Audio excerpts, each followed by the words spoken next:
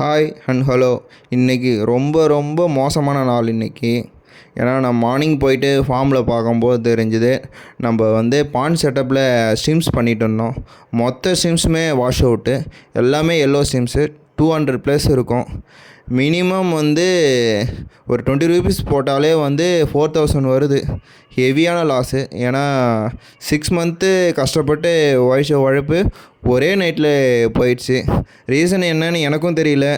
Water condition சரியில்லையா, இல்லை கண்டினியூஸான மழை பெஞ்சதால் எல்லாம் செத்துடுச்சான்னு தெரியல.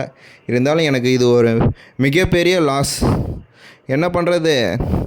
திருப்பி நம்ம ஒரு தடவை தோல்வி அடைஞ்சிட்டுனா திருப்பியும் 2 மடங்காக முயற்சி பண்ணி முன்னேற பார்க்கணும். என் சப்ஸ்கிரைபருக்கும் அதை தான் சொல்லுவேன், ஃபாலோவர்ஸுக்கும்.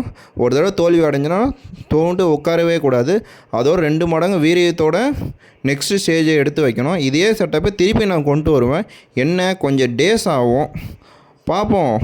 என்ன தான் லாஸ் ஆனாலும் தோண்டு உழவே கூடாது. திருப்பி ஏஞ்சி வந்துக்கிட்டே இருக்கணும்.